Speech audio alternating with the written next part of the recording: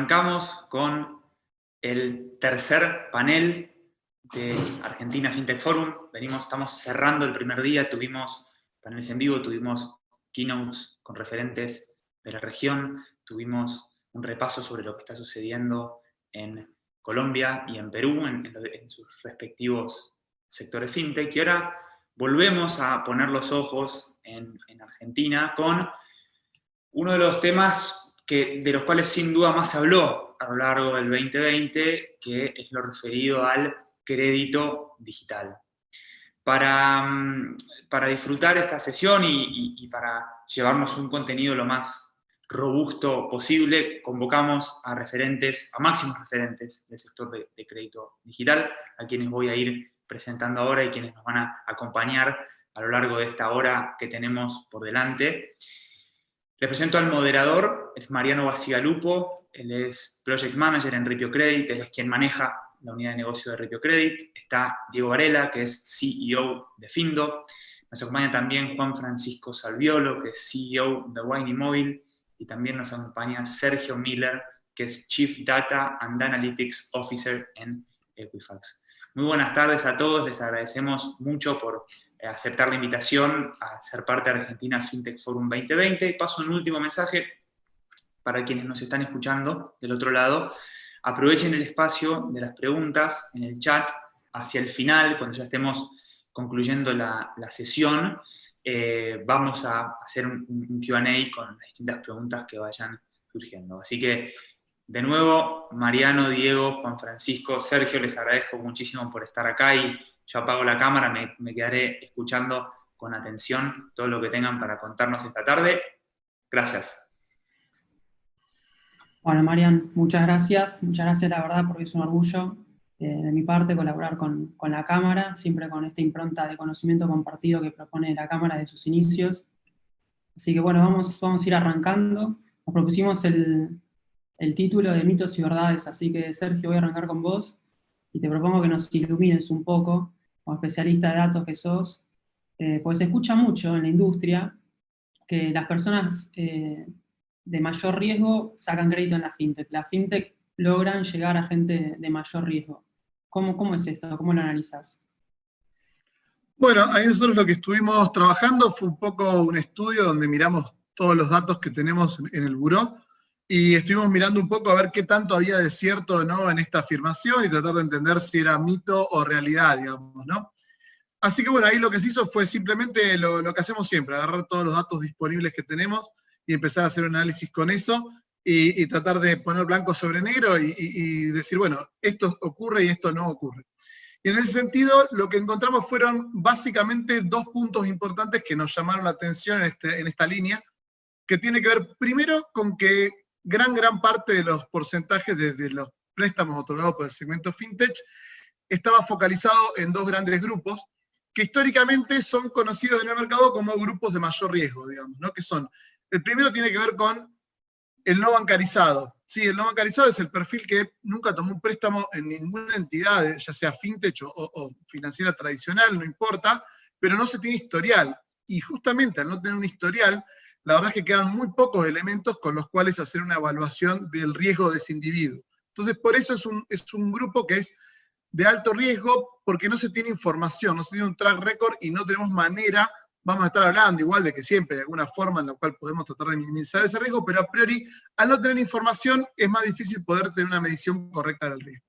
Y por otro lado, el otro segmento donde también vemos que hay una gran concentración de los préstamos otorgados, tiene que ver con el segmento donde se tuvo algún atraso en el segmento financiero, y esas personas tienen algún antecedente, algún atraso, alguna mora, que la verdad es que a veces es un segmento que está criminalizado, por ahí un poco que medio un poco se lo acusa un poco, y la verdad es que en un contexto como el que vive la Argentina en los últimos años, es muy difícil pensar que alguien no puede haber tenido un problema financiero y que tenga un atraso o algún problema que tenga que ver con esto, con lo cual muchas veces este segmento obviamente tiene una probabilidad mayor de incurrir nuevamente en un atraso, pero no por eso quiere decir que es alguien que tenga que ser excluido 100% del sistema financiero, digamos, ¿no?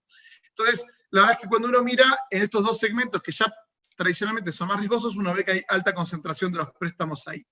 Pero fuimos un poquito más lejos que solo eso, y lo que hicimos fue mirar un poco si uno los distribuye por riesgo, de mayor riesgo a menor riesgo, dentro de estos propios segmentos que ya son de mayor riesgo, uno podía ver que las fintech también estaban enfocadas en las partes más bajas de estos riesgos, ¿sí? Con lo cual iban al sector más riesgoso, dentro de los segmentos más riesgosos, mientras que el resto del sistema financiero, cuando prestaba en estos dos segmentos, iba a la parte de más arriba, digamos, ¿no? Con lo cual, lo que nosotros veíamos es que esto cumple una función importante dentro de lo que es el ecosistema financiero, porque lo que está haciendo es, por un lado, incluyendo financieramente a los sectores más vulnerables que están haciendo su primera incursión en los préstamos, ¿no? Hay gente que por ahí no recibiría un préstamo en otro lado. Y por otro lado, estaba haciendo una reinclusión financiera en personas que habían tenido algún atraso en el sistema, y nos parecía que en ese sentido todo el conjunto de fintech estaba aportando una solución que el mercado no tenía a priori, digamos. Estás en silencio. María, estás en silencio. Ahí está. La frase más repetida de la cuarentena, igual esto, ¿no? Está muteado. Muchas gracias. Está muteado. Muchas gracias, Sergio. La verdad que es muy bueno los datos, muy revelador, muy interesante. Juan, paso a vos. Con tu experiencia como referente de la industria, estas personas de mayor riesgo que nos describe Sergio y que se terminan incorporándose al sistema, ¿quiénes son? ¿Cómo son? ¿Qué características tienen? ¿Quiénes son estas personas? Sí, ahí está muy buena la info que trae Sergio, la verdad que como que tiene una correlación bastante práctica con lo que nosotros vemos, ¿no? En líneas generales, también hay como una cuestión, como para agregar a lo que venía hablando Sergio, hay como comportamientos, que no son ni siquiera comportamientos, son como características, ¿no? Como exógenas a los clientes, a veces eso, dependiendo del banco, o la forma en que logramos evitar o no sus cuotas, digamos, si bien no habla del comportamiento del cliente, a veces por cuestiones operativas, uno logra o no de evitar el pago de su cuota, y eso a la larga no habla a las claras del comportamiento, pero sí como de algunas características que tiene ese segmento que en relación a otras, ¿no? Pero lo que nosotros vemos en unos focus groups y en unos análisis cuantitativos que estuvimos haciendo hace poco es que hay como una pauperización de la pirámide social muy grande. Lo que vemos es que antiguos segmentos a los que nosotros asistíamos, como, no sé, un C3, un D1, ahora hay un C2 que es un C3, digamos, empiezan a anchar a volver como una gran base media, ni siquiera clase media, diría, donde ahí se pauperiza mucho el nivel socioeconómico, y es como decía un poco también Sergio ahí en un pasaje lo que estaba describiendo, digamos, a veces hace como una especie de reinserción, ¿no? Toma un préstamo, termina de saldar una deuda y vuelve a un sistema más formal de crédito, digamos. Creo que a la larga, después esa característica va a hablar del cliente, nos elegirá o no a futuro, pero creo que hoy lo que uno puede así ver a grosso modo es una pauperización de la clase social, digamos, los niveles socioeconómicos, segmentos que eran bancarizados que hoy los asistimos crediticiamente, y que en el largo plazo, de acuerdo al nivel de servicio que nosotros demos y mejoremos ahí, vamos a encontrar o nuevos clientes o simplemente, digamos, la posibilidad de asistirlos crediticiamente para que vuelvan a otro tipo de producto en un mercado formal, digamos, ¿no? Buenísimo, Juan. Una consulta ahí para meter como un poquito de número. Cuando hablamos de clientes que son C2, C3, más o menos, ¿de qué hablamos en la pirámide de la escala salarial? Más o menos un ingreso de 40.000 pesos, 30.000 pesos, andamos por esa escala, ¿no? Sí, el C2 un poco más, creo que ya hasta 60.000, depende ahí, bueno, los burós tienen diferentes formas, pero digamos, el gobierno tiene otras, de ahí hay que normalizar un poco la vista, digamos, ¿no? Pero es muy variable, digamos, en ese sentido. Tienen otro tipo de características, ¿no? Si tienen algún tipo de producto financiero en el sistema formal, si tienen trabajo formal o semiformal, claro. Otro tipo de información, digamos, ¿no? Buenísimo. Diego, te pido que nos ayudes a a descubrir otro mito o verdad. Se dice muchas veces que en la industria, para poder describir un poco a estas personas del lado de la fintech, lo que se recurre es a variables alternativas. ¿Qué es eso? ¿Qué son las variables alternativas? ¿Cómo se usan? Bueno, ¿cómo estás, María? ¿Todo bien? Mira, lo que nosotros hacemos en la industria fintech es justamente completar esos vacíos que hoy hablaba Sergio, ¿no? Esas posibilidades, vos tenés mucha información que se va generando en el sistema financiero, que va quedando en la central de deudores y van tomando cierta información de acuerdo a si cumpliste o no tus deudas, y eso va generando un track record. La fintech nos especializamos en administrar información que tal vez no es tenida en cuenta o no era tenida en cuenta hasta ahora, o no se podía tener en cuenta porque no existía, porque la tecnología también nos permite poder alcanzar muchos cúmulos de información, muchos trazos digitales que van quedando, y eso es nuestra materia prima para analizar los datos, ¿no? Ahí Mercado Libre utiliza todas sus transacciones en línea y les predice muy bien. Nosotros utilizamos en nuestra tecnología toda la información que está en el smartphone de la persona, y a partir de eso podemos integrar información que hasta ahora no se utilizaba. Por ejemplo, el GPS de la persona o el GIS del smartphone te va hablando mucho de sus movimientos, de su comportamiento. Podés validar domicilios, podés validar procesos, y también podés tomar información que está vinculada con la localización, ¿no? Vos en muchas oportunidades, por ejemplo, en el INDEC, cuando tienen que completar información de no respuesta, que estadísticamente es el peor escenario cuando haces un censo y hay alguien que no te responde, para completar esa información se estudió cuál es el mejor método para poder inferir esos datos y impactárselos a ese individuo que no respondió, y estudiando estadísticamente la mejor respuesta son sus vecinos. Por supuesto que si uno hace un análisis de este tipo y vas a impactarle, vas a querer predecir el nivel socioeconómico de una persona, fijarte en sus vecinos de la misma manzana o de las manzanas cercanas es muy bueno. Si tenés que hacerlo sobre un código postal como el 5000 de Córdoba, y no te sirve porque perdiste totalmente toda la dispersión. Entonces, a partir de eso, nosotros con nuestra tecnología podemos incorporar información como los códigos de radios censales. Podemos incorporar también toda la información que tiene sobre los contactos de esa persona, entender cómo se relaciona con esos contactos y cómo esos contactos están dentro del sistema financiero y también dentro del nivel socioeconómico que tienen. Y eso sirve mucho, y ahí también, un poco retomando lo que decía Juan, para poder predecir comportamientos sobre población que hoy tal vez no está bancarizada y está en una relación laboral informal, que es donde más se da también ese patrón.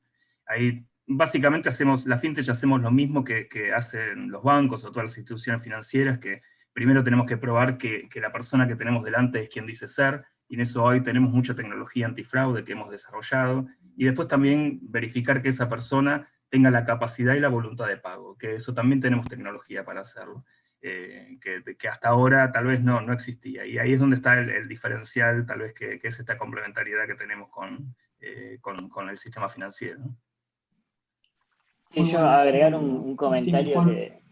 No, solo un comentario que me pareció súper piola de lo que decía Diego, que en el amplio aspecto de, o sea, como que América Latina tiene un grado de informalidad, no ni siquiera financiero, yo digo como laboral, que me parece que es como la punta de entrada a poder asistir crediticiamente de una u otra forma o buscar scoring alternativos, digamos. Y nosotros, como en el armado de nuestro plan de regionalización, veíamos que, no sé, por ejemplo en Perú, que creo que se habló o se va a hablar mañana, un día, no sé qué día van a hablar, pero cuando nosotros empezamos a armar el plan de regionalización, veíamos que el 80% del empleo en Perú es informal, digamos, ¿no? Y entonces ahí hay como un flujo de información respecto del segmento del cliente, del usuario, donde hay que apelar a otros sistemas, a nuevos sistemas de información, de transaccionalidad, para poder empezar a entender al cliente, su comportamiento, su forma de pago, digamos, creo que ahí, cuando uno mira a América Latina, ve que hay mucha informalidad en el plano de lo laboral, que eso en definitiva repercute de manera como muy contundente en el proceso de formalización de crédito, de inclusión financiera, digamos. Es como una agenda que a veces no se ve porque se mira simplemente como el sistema per se, ¿no? Si están incluidos o no, y que, nada, me parece que es una característica bastante dominante de la región.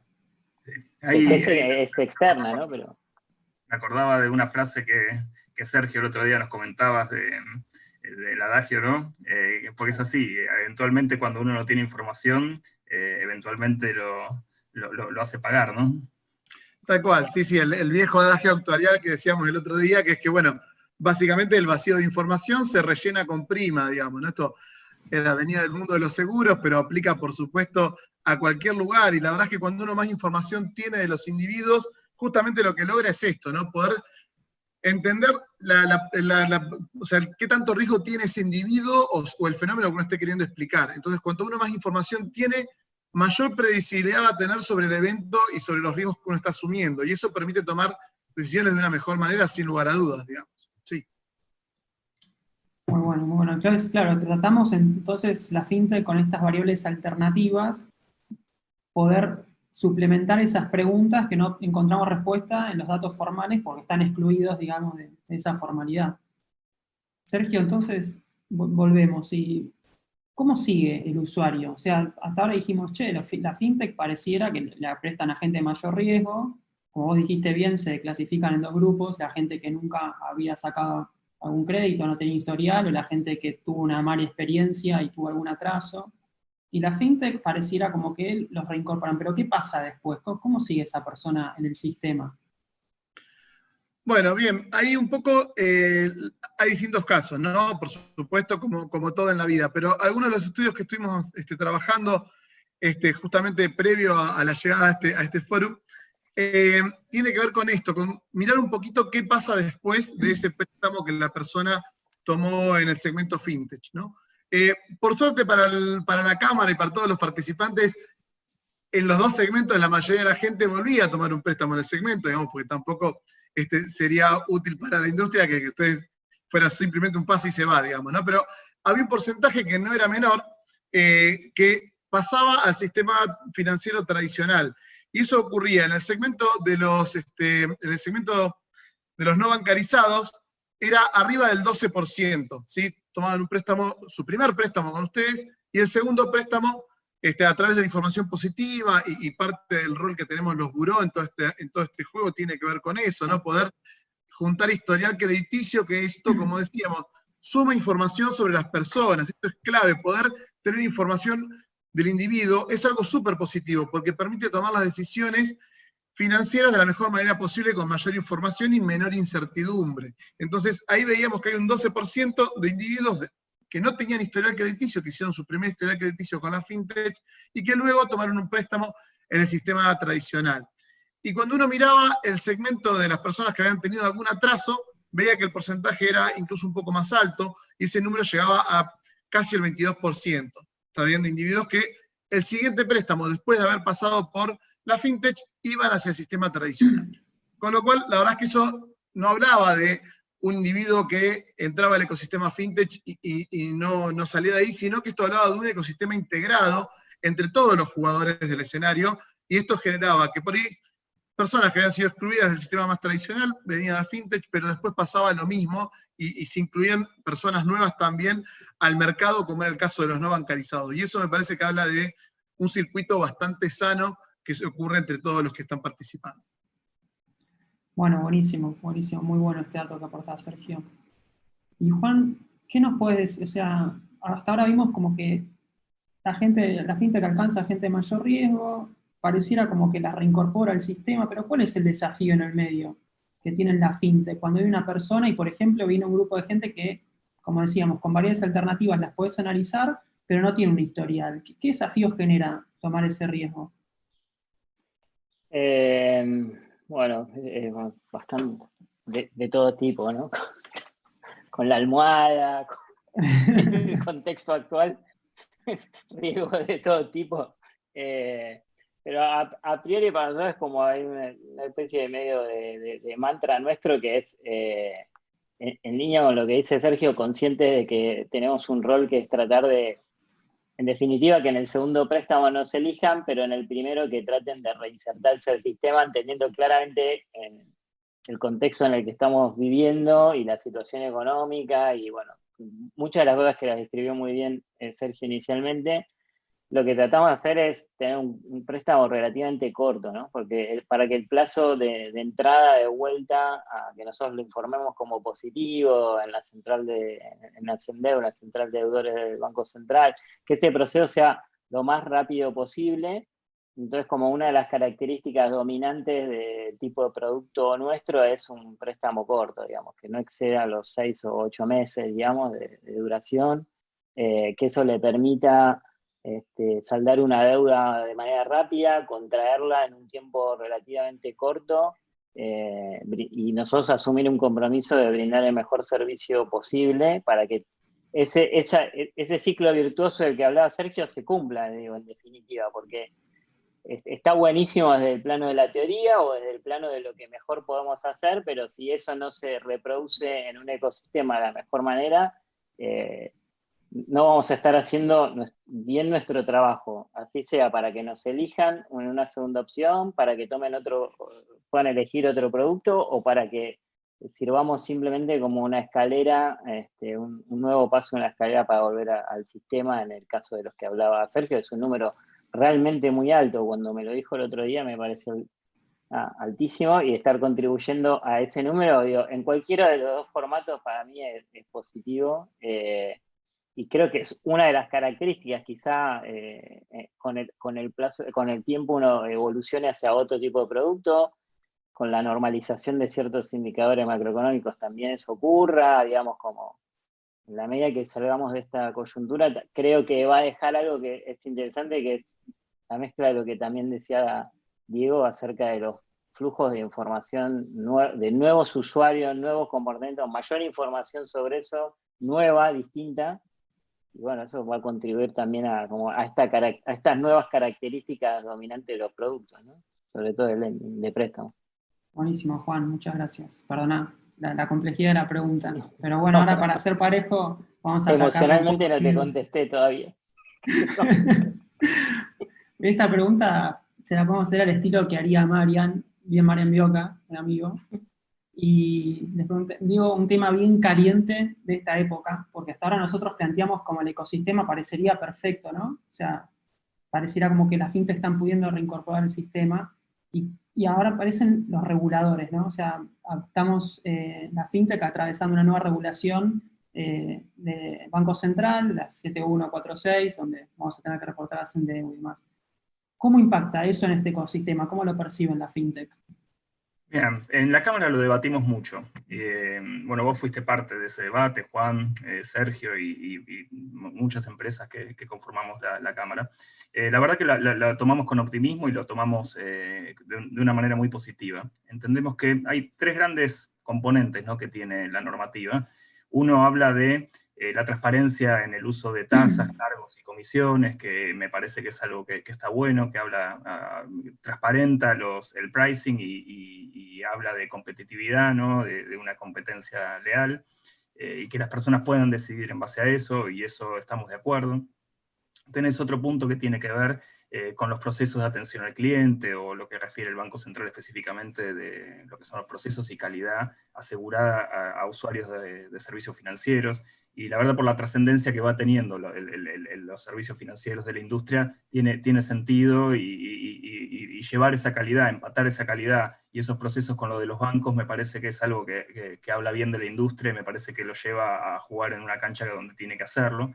Y por último, lo que tiene que ver con régimen informativo, que creo que también es positivo, porque eso habla un poco de lo que también mencionaba hace un ratito Juan, de que en la medida que las fintech van generando más, van evangelizando financieramente a un montón de población, esa población también tiene después las posibilidades de elegir, porque va generando ese track record, va integrando la central de deudores, y a partir de eso puede ir optando también por servicios, y como todo, ¿no?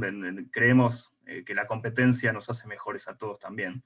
Desde ese sentido creo que la regulación va para un lado positivo, y los impactos sí van a tener impactos. Por supuesto que hay impactos en mayor costos de proceso, el régimen informativo no es sencillo, tiene su complejidad, entonces eso tiene costos también de procesamiento, pero bueno, eso también a la larga hace a la industria, ¿no? Buenísimo, Diego. O sea, vos decís que la verdad, la regulación, al igualarlo con los bancos, como que jerarquiza un poco a la industria. Y por supuesto, y también va mejorando, porque también nos obliga a ser mejores, ¿no? Como industria. Muy bueno. Sí, como un poco en línea con, como, nada, no diría te obliga, pero te iguala en esa necesidad de brindar mejor servicio, servicio de atención al cliente, de un mejor producto, digamos, como que te va recategorizando y también te da previsibilidad, o sea, es bueno. Uno puede hacer en lo particular, puede discutir alguna cosa, pero me parece que en lo general nada, que te igualen es bueno siempre. Te Juan, pone un poco de presión, pero bueno. ahí tocaste un tema, el tema de atención al cliente, también lo toca la norma. ¿Cómo es el trato de la fintech con el cliente? Porque hay otro mito ahí que dice, che, la fintech pareciera como generan más empatía, ¿no? Con la gente. ¿Cómo es ese trabajo atrás? Sí, yo creo que te genera empatía creo que por los medios de contacto que uno tiene con el cliente, creo que por digo, la necesidad de pensar en procesos de onboarding más optimizados, digamos, de buscar optimizar siempre procesos, y esa optimización te acerca mucho más, creo que digo, indefectiblemente te acerca mucho al cliente, digamos, ¿no? A ofrecerle medios de comunicación que son, digamos, que ellos los tienen como en su vida cotidiana, digamos, ¿no? Yo siento que eso está como muy presente todo el tiempo, por lo menos de nuestro lado. Y también te fuerza a ir mejorándolo, digamos, y creo que en la medida que nosotros podamos mejorar en el sector, digo, en general, digo, uno mejore ese nivel como de instantaneidad, de nivel de servicio, creo que eso redunda siempre en un beneficio, digo, compartido, digamos, ¿no? Para ese virtuosismo del ecosistema. Bueno, después que hay jugadores, bueno, hay de todo, ¿no? Como, digamos, creo que hay que elaborar con ese objetivo, digamos. Después hay que ver de vuelta, en lo particular, hay que tratar de lograrlo. Buenísimo. Juan, y digo, ¿cómo es en tu experiencia? Porque me parece súper importante esto de cómo tratamos a los clientes de la industria y cómo sentís vos ese termómetro con la gente, ese feedback que se genera. ¿Cómo lo ves? Mira, con respecto a un punto, vuelvo al punto Dale, anterior. tranquilo, sí. Yo creo que también desde la normativa, desde la Cámara, también, porque por ahí suceden, al no estar regulado puede haber prácticas que la Cámara o prácticas no deseadas que se dan, que de alguna manera se regulan con esta regulación, y nosotros en eso estamos de acuerdo, porque somos parte del mismo sistema. Y en lo que tiene que ver a la práctica de cómo es el trato con los clientes es lo mismo. Sí entiendo que la competencia de la fintech va mucho por ese lado, ¿no? Y en términos de dos cuestiones. Uno, en la capacidad que tengan la fintech de poder dar un crédito a una persona que hasta ahora no había tenido la oportunidad. Creo que eso es el valor más importante que podemos asimilar. Vos tenés empresas hoy, no sé, el otro día estábamos haciendo una presentación con Facundo y con Martín de Mercado Libre, y el 70% de los créditos que se están dando hoy en Mercado Crédito tienen que ver con población que no tiene historial crediticio en el Sendeu. Eso para sacarse el sombrero. La verdad que lo que están haciendo es espectacular. Naranja está haciendo un trabajo espectacular también en ese mismo segmento. Y ahí creo que es donde creo que a partir de eso hay un montón de oportunidades que se pueden dar. Esas empresas que están dándole los primeros créditos a las personas que están dándole esa primera oportunidad, ya están ganándose una gran medalla, ¿no? Y a partir de eso después tenés esa cercanía, la posibilidad de acercarte a esos clientes desde canales que no son tan tradicionales como los que usaban los bancos tradicionalmente, y la rapidez o el modelo de tener un chat o de poder interactuar con una persona mucho más sencillo que a veces que lo que se hacía tradicionalmente en la banca formal, creo que es un diferencial muy importante. Bueno, muy bueno. Y Juan, hasta acá estamos diciendo... Sí, y hago un comentario, pero dale, capaz que es medio redundante, pero me quedé pensando y no me salía la palabra, y digo, pero creo que genera un nivel de proximidad que uno no, que tal vez con la banca tradicional no se siente, ¿no? Como, porque hay Claro. que, no sé, hay que ir, hay que moverse, o creo que y ese sentido de proximidad, si uno lo sabe explotar, es muy redituable en el sentido de que uno acompaña al cliente, digamos, ¿no? Como que podés generar reciprocidad, acompañamiento, digamos, y es como un universo semántico interesante también. Sí, yo creo que pasa mucho también a veces que el cliente tiene la tranquilidad de que lo tiene ahí y que tiene la respuesta cuando lo necesita, ¿no? Un poco esa tranquilidad de decir, muchas veces pasa que, bueno, ustedes saben bien, lo pueden decir, que cuando uno se mete a sacar un crédito ve perfectamente un simulador donde están las cuotas que uno va a sacar, cuánto va a pagar, con super claridad es tocar un botón y se ejecuta. Pero Juan, una consulta con esto que dijo Diego antes que fue interesante, como que la regulación empata un poco y jerarquiza a la fintech y las iguala con los bancos. ¿Cómo es el resto? ¿Se puede decir que somos iguales? ¿Qué diferencias hay ahí entre la fintech y los bancos, competitivamente hablando del mundo de crédito? Yo, no sé, es como polémica, pero digo, yo veo, a priori veo muchas diferencias, pero también como cierta, o sea, veo diferencias y complementariedades. Es como que no dije nada, pero en algún lugar quiero decir como, me parece que la regulación, yendo al origen de la pregunta, digo, la regulación nos empata en un lado bueno, digamos, que es en poder comunicar la información, poder comunicar, digamos, en igualdad de condiciones, algunas cosas, dependiendo si tu préstamo, si tu producto es corto, los ciclos son más largos o más cortos, bueno, eso tiene como algunas características particulares cuando uno se lo muestra al cliente. Me parece que empatarnos en la cuestión de la central de deudores es positivo, aunque también con algunos matices, como decía Diego, hay que sacarse sombrero por lo de Naranja X y Mercado Libre, digamos, porque bueno, también es a riesgo, ¿no? Ir a ese segmento de la población y asumir esos compromisos, bueno, también es un riesgo que es retribuido con la información, pero no deja de haber una transacción ahí entre cierta incertidumbre y cierto riesgo, digamos, ¿no? Y después creo que hay como diferencia, bueno, en términos de diferencia está todo esto que venimos hablando en relación a cómo nos comunicamos con nuestros clientes, el nivel de servicio que damos también y la capacidad que tenemos empresas como la nuestra de poder comprender un poco la necesidad en esto que no lo tocamos mucho, pero que como el producto bancario más monolítico, ¿no?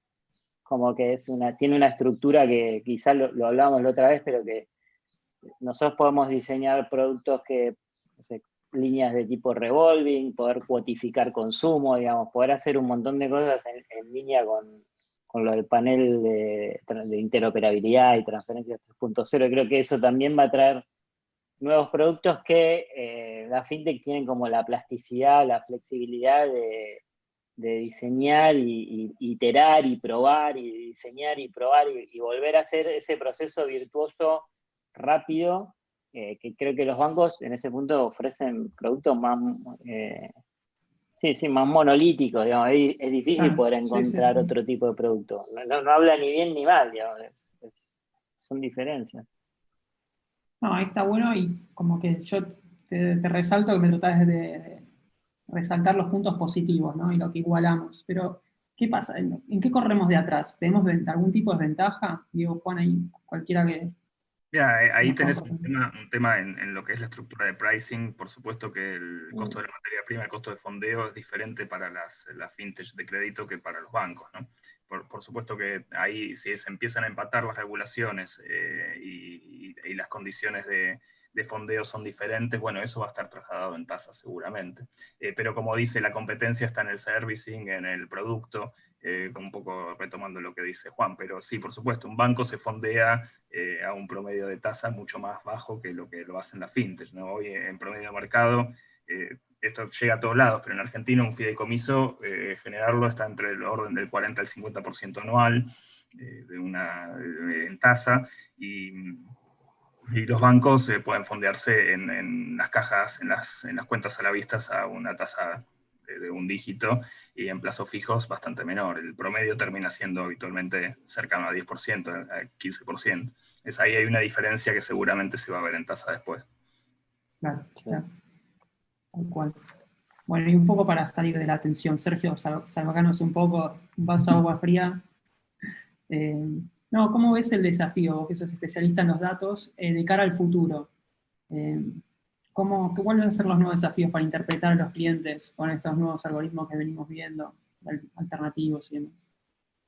Bueno, ahí la verdad es que creo que se aparece un futuro que lo veíamos venir, veíamos un poco las historias de futurología, decían que esto iba a pasar, pero creo que la pandemia aceleró enormemente todo ese proceso, ¿no? Digo, y una prueba de eso es esta charla, esto lo hubiéramos dado en físico, en virtual, y si alguien no nos estaba filmando específicamente estuviera desaparecido, como hubiera pasado con las transacciones que se hacían en efectivo mucho más, y no sé, la cantidad de cosas que yo he comprado por internet, y lo que me he digitalizado, las compras últimamente, no tiene comparación con lo que era hasta hace 8 meses. Si hubiera sido un proceso mucho más lento, que se aceleró enormemente. Entonces, yo contaba la otra vez, ¿no? Hoy las verduras las pago por WhatsApp, las pido y las pago por WhatsApp, me mandan un link, hago clic en el link y lo pago a través de ahí, digamos, ¿no? Y estamos hablando de la verdura, que era algo como súper básico, con lo cual lo que se ha digitalizado todo es algo que a mí me pone súper emocionado de cara al futuro, como analista de datos, no olvidémonos de la empresa donde estoy y lo que fuera, digo, como analista de datos que siempre fui, tener toda esa información y que esa información esté disponible en algún lado en el ecosistema y las cosas que se van a poder hacer con eso, es impresionante, o sea, no tiene ni comparación lo que teníamos hace 8 meses, digamos, y la verdad es que todo esto cambia y acelera un montón, y creo que tenemos que estar muy preparados para recibir esa información, porque hay un montón de gente que va a estar en este segmento que llamábamos no bancarizados, sin información, y que hasta hoy por ahí podríamos llegar a tener datos como dónde vive, dónde está, mirar un poco lo que comentaba ahí Diego, sobre vecinos, etcétera, etcétera, digamos, ¿no? Y trabajar con toda esa parte. Pero ahora vamos a poder también conseguir, que va a estar dando vuelta, hay que ver después qué tan accesible está ese dato o no, pero todas las transacciones que se hicieron, si recibió transferencias o no, entonces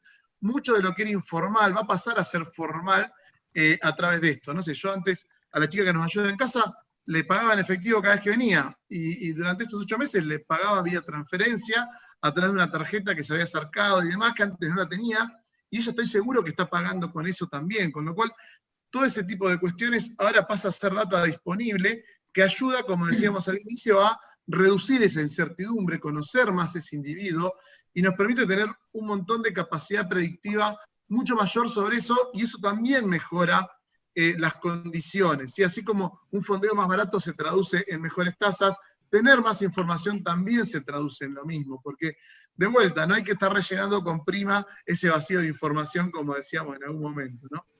Así que bueno, la verdad es que eso a mí me parece súper interesante, y algunas de las cosas que vi que estuvieron charlando que me despertó mucho interés también tiene que ver con esto de poder pagar y ya salir de tu casa sin la billetera. Y la verdad es que hace un tiempo salía de tu casa sin la billetera y era la muerte, y el otro día, el viernes creo que fuimos a comer y me olvidé la billetera, porque ahora ya casi no salgo con la billetera por distintas cuestiones, porque cuando salgo de casa es para dar una vuelta y tomar aire, para tomar un poco de ventilación.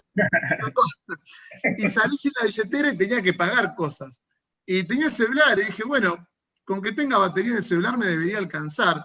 Y hay una de las cosas que ayudó mucho, que es algo que no tiene que ver propiamente con el ecosistema de la fintech o con poder pagar con un QR o no, que creo que es un detalle, pero que en el caso mío es una gran diferencia, es que uno de los grandes motivos por el cual llevaba la billetera era el documento y el carnet de conductor. Y que ahora con la app de Argentina, eso ya no tengo la necesidad de ir con esa billetera. Entonces, la verdad es que poder dejar la billetera en mi casa, porque no tengo que estar con los documentos, y poder pagar, es un cambio enorme. Y todo eso hace que sea todo más digital y que vaya a llegar más información. Yo creo que se viene un futuro súper interesante, y si todo lo que sea explotación de datos está muy de moda y se habla cada vez más, creo que va a ser todavía mucho más relevante para el futuro toda esa información que está dando vueltas. Y agrego una cosita que me pareció muy piola de lo que decía Sergio. Me dejé acordar unas entrevistas que vimos de los clientes, y a priori uno decía antes que no, bueno, una app y una billetera y determinado tipo de clientes no sabe hacer el onboarding y la conectividad y como que digo, nos pasó a nosotros, incluso cuando lanzamos una app. Mientras hablaba Sergio me resonaban las palabras de una chica que recibía una IFE y era empleada doméstica que justo estaba haciendo cuarentena, le habían hecho un focus group por Zoom, ¿no? Y entonces la persona que dirigía el focus le pregunta, bueno, ¿cómo se llevan con esto de las billeteras? ¿Han recibido el IFE por ahí o hacen pagos? Y habla con un nivel de naturalidad y dice, sí, obvio, yo tengo Mercado Pago y tengo ValePay. No, y le vuelve a repreguntar, ¿y fue difícil para vos abrir tu billetera? O sea, no, es re sencillo, acabo de abrir una a mi mamá, te sacás 2 fotos y una selfie, y creo que nada más y ya podés recibir.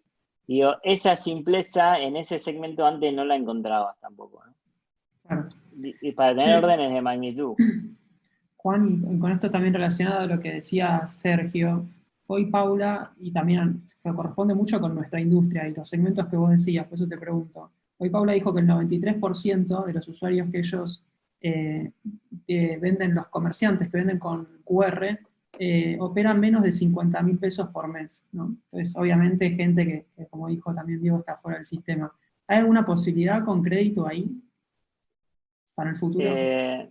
Sí, es interesante. Bueno, yo creo que sí, digamos, porque lo que ha pasado también, eso que me decís me hace mucho sentido porque esta chica decía, bueno, y le preguntan, y si ahora no tenés un empleo formal, ¿qué haces?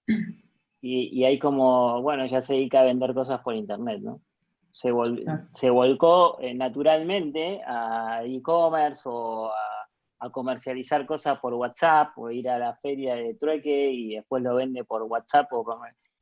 Y digo, sin duda hay una potencialidad enorme en eso, digo, en asistir crediticiamente a ese merchant, por decirle la palabra tradicional, digamos, o a ese segmento que necesita un crédito de manera de ese individuo, ¿no?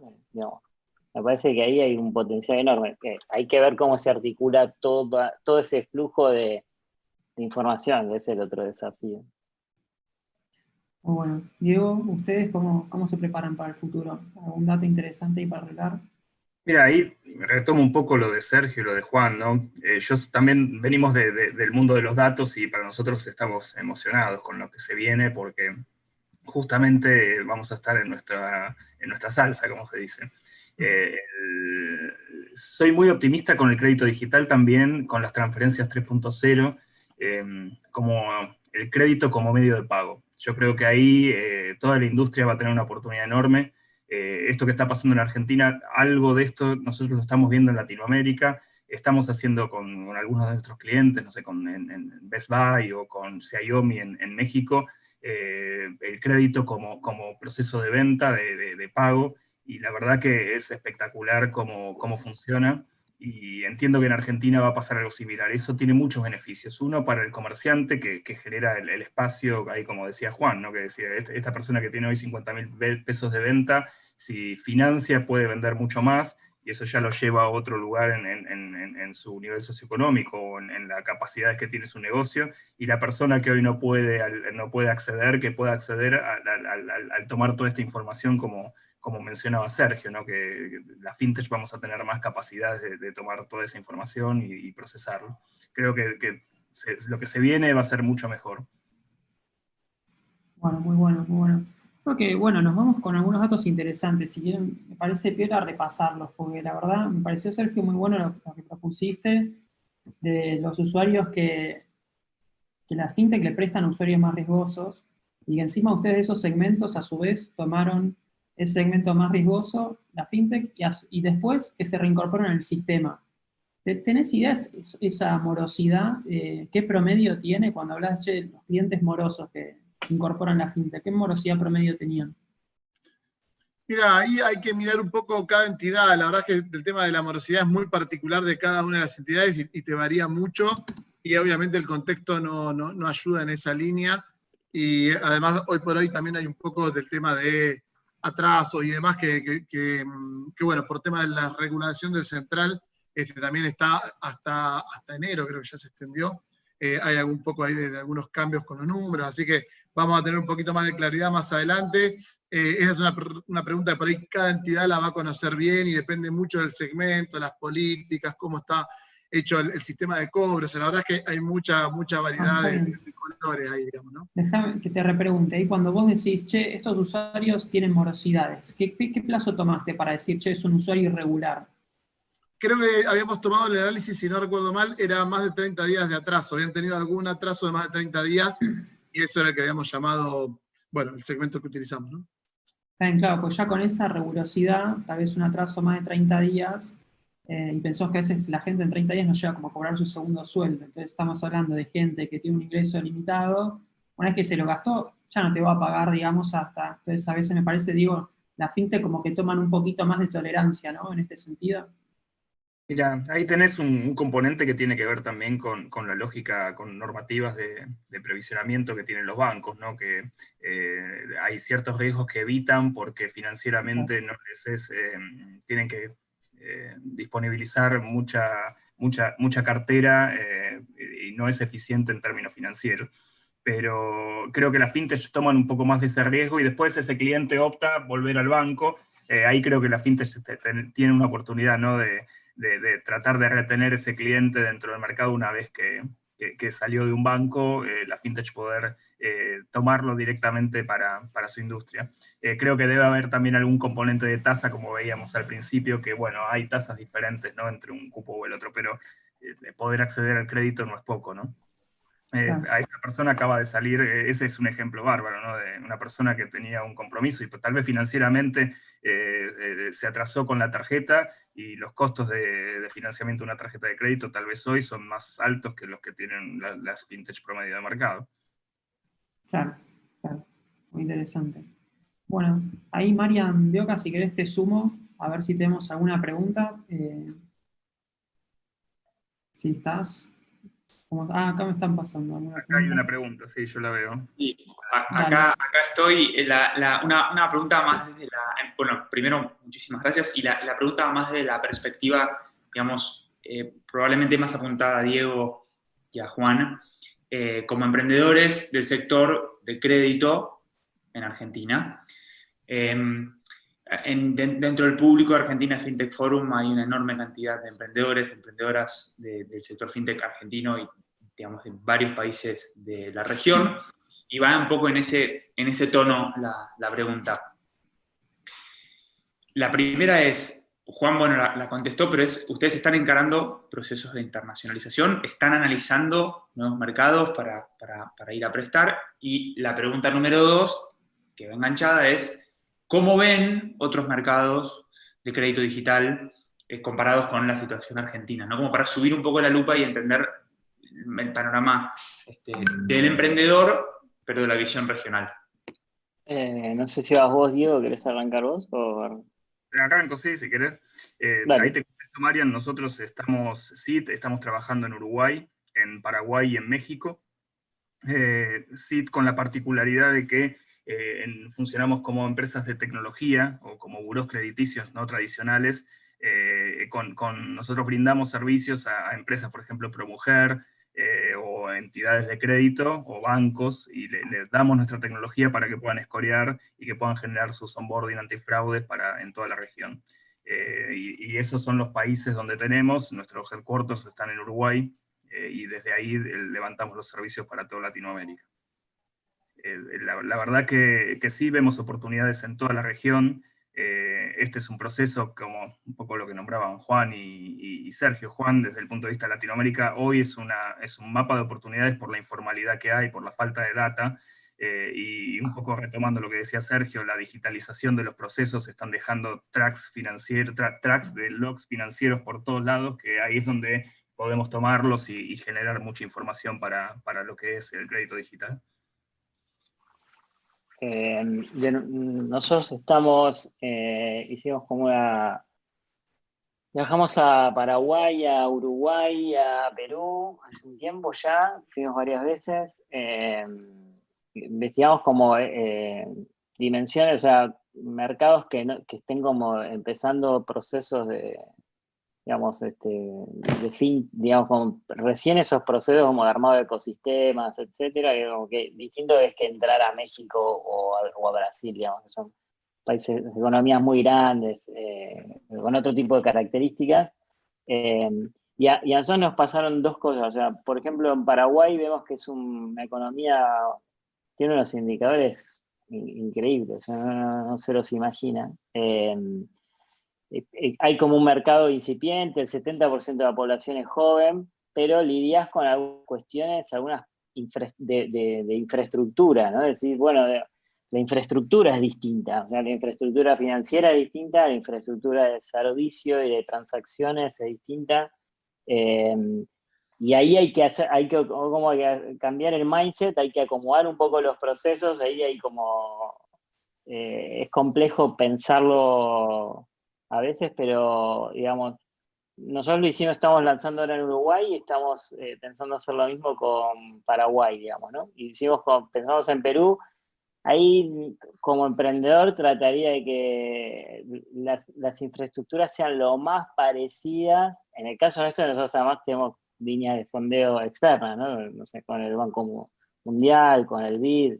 Entonces, tenés dos ecosistemas con los que tenés que lidiar. O sea, tenés que tener un país que tenga profundidad de información crediticia, porque al principio termina siendo una moneda, pero bueno, tenés que tratar de mitigar lo más posible esos riesgos. La infraestructura que vos tengas de servicios de pago, dónde vas a hacer las transferencias, ¿no? Cómo es la operación que vas a armar y la financiera, digamos, ¿no? Y ahí cada país es un mundo aparte. Buenísimo. Muchas gracias. Y bueno, ahora, Marian, te saco el rol de moderador y te pregunto a vos, Vale. bueno, cómo vienen digamos, con la unidad de negocio que estás liderando. Nada, ¿cómo estás viendo vos? Desde ya, no como moderador, sino como protagonista de la industria, ¿cuál es tu visión? Bueno, la verdad que ahí es para hablar bien de futuro. Yo, para los que no saben, trabajo en Ripio actualmente, y lo que estamos tratando es de implementar las nuevas tecnologías que se vienen para el mundo de crédito. Así que ahí va a ser un desafío enorme lo que propone la nueva tecnología, de poder dar créditos en garantía, con automatización de ejecución de las garantías, seguridad para ambas partes, digamos, tanto para el que presta como para el que toma el crédito. Y nada, se ven ahí desafíos interesantes en eso, que se llaman créditos colateralizados, decimos, que sí, existe en la industria tradicional, pero lo que te permite este tipo de industria es que sea 100% seguro para ambas partes.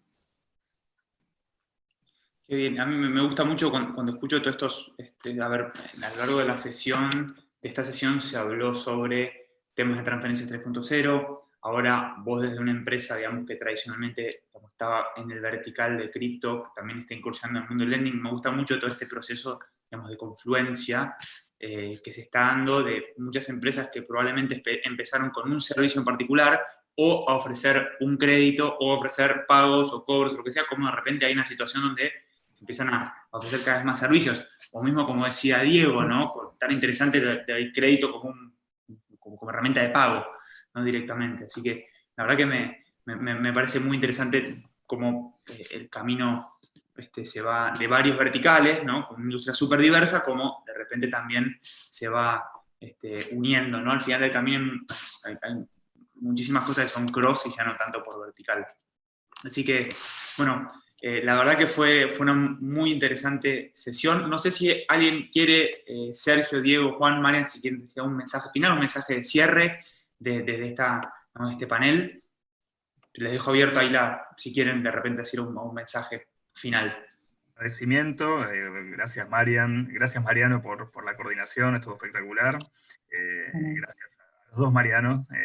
Y en esto agradecer también el lugar, agradecer a la Cámara que también siempre genera estos lugares de intercambio que nos hace también fuertes como industria. Y creo que también, hoy decía Carlos del Banco Central, ¿no? Que hay que creérsela un poco más como industria, y creo que tiene algo de razón.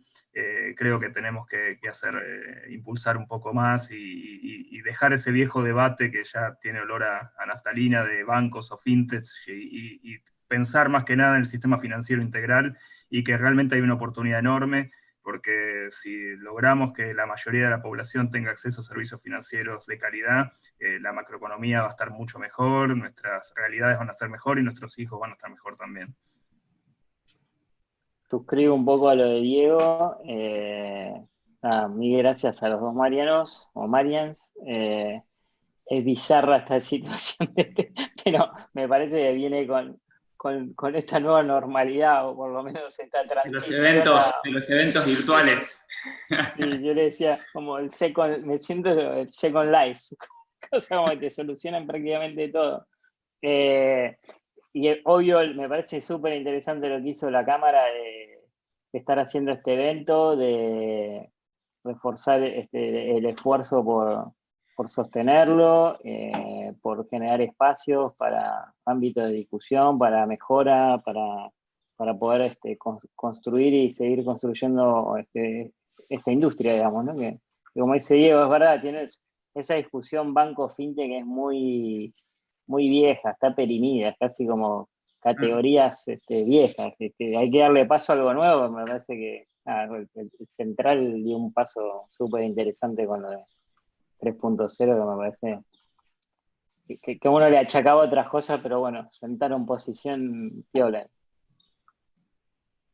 Ahí como comentario también, bueno, agradecer desde ya el espacio y contarles que vamos a estar compartiendo los resultados, que no los queríamos contar antes para tener la primicia en el evento, pero bueno, ahora que ya pasó y ya lo compartimos un poco, vamos a estar compartiendo el informe completo que hicimos, que creo que tenía varios puntos interesantes, que lo estuvimos viendo con los Marianos hace poquito, así que bueno, vamos a estar compartiendo para todos con los números exactos, porque mi memoria es un colador, así que bueno, nos van a tener ahí con todo el detalle.